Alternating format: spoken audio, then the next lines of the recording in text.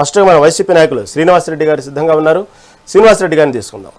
శ్రీనివాసరెడ్డి గారు నమస్తే అండి. నమస్తే రహీం గారు, మీకు పాల్గొంటున్నటువంటి మిగతా పార్టిసిపెంట్స్ అందరికీ కూడా శుభ సాయంత్రం. ఆశాబిందు గారు కూడా జాయిన్ అవుతున్నారు ఇప్పుడే, టీడీపీ నాయకులు ఆశాబిందు గారు, అదేవిధంగా చందు గారు, శ్రీనివాసరావు గారు, బీజేపీ నుంచి వచ్చేటటువంటి ప్రతినిధి గారు, అందరికి కూడా శుభ సాయంత్రం. అయితే శ్రీనివాసరెడ్డి గారు ఇక్కడ వాస్తవంగా మాట్లాడుకుంటే దేశవ్యాప్తంగా ఎల్నినో ప్రభావం ఉంది. ముఖ్యంగా ఆంధ్రప్రదేశ్ అయితే బాగా కనబడుతుంది ఎల్నినో ప్రభావం. సరే, తెలంగాణలో ఏదో దానికి సంబంధించినటువంటి కొన్ని ఋతుపవనాల వల్ల, కొన్ని వాతావరణ పరిస్థితుల వల్ల కొద్ది తెలంగాణలో వర్షాలు పడుతున్నాయి, కొంత వాతావరణం కొంతవరకు మేలు వాస్తవంగా. అయితే క్యూలో నిమ్మస్ మేఘాల వల్ల కానివ్వండి, ఏదైనా కానివ్వండి, తెలంగాణ కొద్ది గొప్ప కాపాడుతున్నాయి వర్షాలు. మొన్న కురిచినట్టు వర్షాలు ప్రాజెక్టులు అయితే దాదాపుగా కొంతవరకు ఉపశమనం కలిగించినాయి. కానీ ఆంధ్రప్రదేశ్కి బాగా ఎఫెక్ట్ కనబడుతోంది ఎల్నినో ప్రభావం.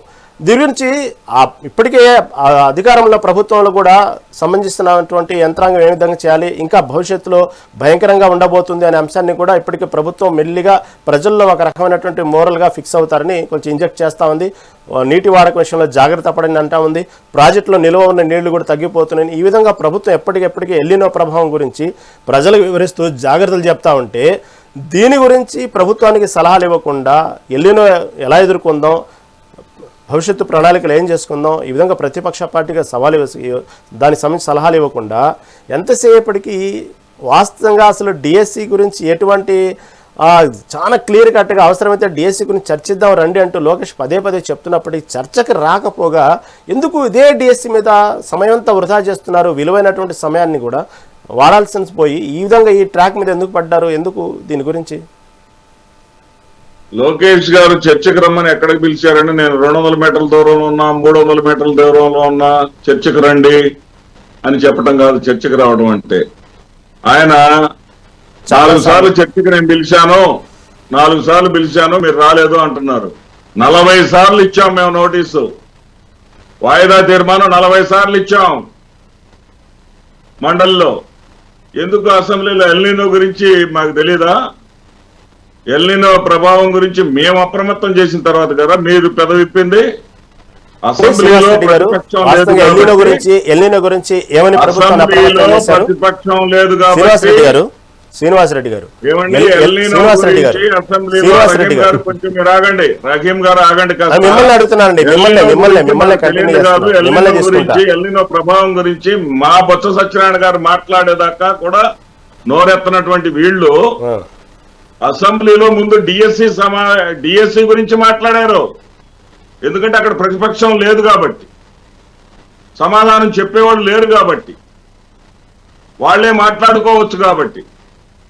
అక్కడ ప్రతిపక్షం ఉన్న ఏకైక ప్రతిపక్షం 11 మంది సభ్యులు ఉన్నప్పటికీ కూడా రాజ్యాంగబద్ధంగా గెలిచినటువంటి ఏకైక ప్రతిపక్షం వైఎస్ఆర్ కాంగ్రెస్ పార్టీ మాత్రమే కాబట్టి ప్రతిపక్ష హోదా మీరు ఇవ్వండి, మేము వచ్చి మాట్లాడతామంటే అలా ఇచ్చే దమ్ము ధైర్యం లేదు. ఆ విషయంలో ఏమాత్రం కూడా డెమోక్రటిక్ విలువలు పాటించేటటువంటి ధైర్యం కూడా వీళ్ళు చేయరు. 70 స్థానాలు ఉన్నటువంటి ఢిల్లీ అసెంబ్లీలో 3 స్థానాలు గెలిచినటువంటి భారతీయ జనతా పార్టీకి కేజ్రీవాల్ ప్రతిపక్ష పార్టీ నేత అవకాశం ఇచ్చారు. సిగ్గుండాల కనీసం ప్రతిపక్షం కూడా లేకుండా అక్కడ మేము మాట్లాడతాం, అసెంబ్లీలోకి వచ్చేసరికేమో మేము డిఎస్సి గురించి మాట్లాడతాం, ఇక్కడ మాత్రం మేము మాట్లాడాం. ఎన్నిసార్లు మేము నోటీసులు ఇచ్చినా సరే మేము మాట్లాడాం. శాసన మండలిలో మీకు సమాధానం చెప్పలేం కాబట్టి మేము మాట్లాడాం. ఏంటండి ఇది? పలాయనవాదం కదా ఇది. ఎల్నినో విషయం వచ్చేసరికి ఎల్నినో తర్వాత మాట్లాడదాం అని మండలిలో అంటారా? అసెంబ్లీలోనేమో అసెంబ్లీ సమావేశాలు ప్రారంభం కాగానే అనేక సార్లు ఈ సమాజంలో ఉన్నటువంటి ప్రజలు, యువత, నిరుద్యోగ యువత విపరీతంగా దాని మీద స్పందించినా కానీ వాళ్ళకి సమాధానం చెప్పరా? ఏమంటే ఇక్కడ కోర్టు కొట్టేసింది కేవలం వైఎస్ఆర్సీపీ వేసినటువంటి రిట్ను మాత్రమే. వైఎస్ఆర్సీపీ వేసిన దాన్ని మీరు రాజకీయ పార్టీగా, వాళ్ళు ప్రత్యర్థ పార్టీగా ఉన్నారు కాబట్టి రాజకీయ కారణాలతో మీరు వేశారని చెప్పేసి కొట్టేశారు. 16,000 మంది సెలెక్ట్ అయితే 36,000 కంప్లైంట్స్ గ్రీవెన్స్ జరుగుతుంది కోర్టులో. మీరు తెలుసుకోండి ఆ విషయం. సెలెక్ట్ అయిన ఉద్యోగాలు 16,000. కంప్లైంట్ కోర్టు వారు స్వీకరించింది, గౌరవ కోర్టు వారు స్వీకరించింది 36,000. ఇంకా పంపించండి అంటున్నారు. అభ్యర్థుల దగ్గర నుంచి పంపించండి అంటున్నారు.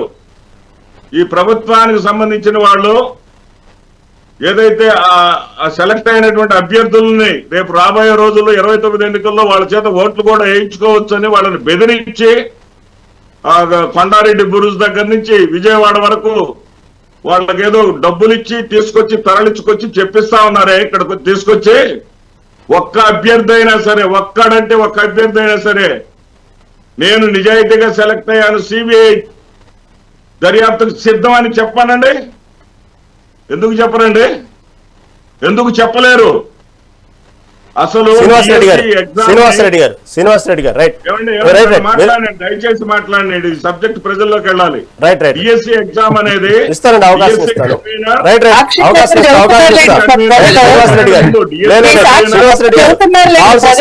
మీకు అవకాశం ఇస్తాను. అడిగిన దానికే శ్రీనివాసరెడ్డి గారు లేదు, మీరు అడిగిన దానికే సమాధానం సమయం ఇస్తాను. ఆశాబిందు గారు ఉన్నారు, మీరు అడిగిన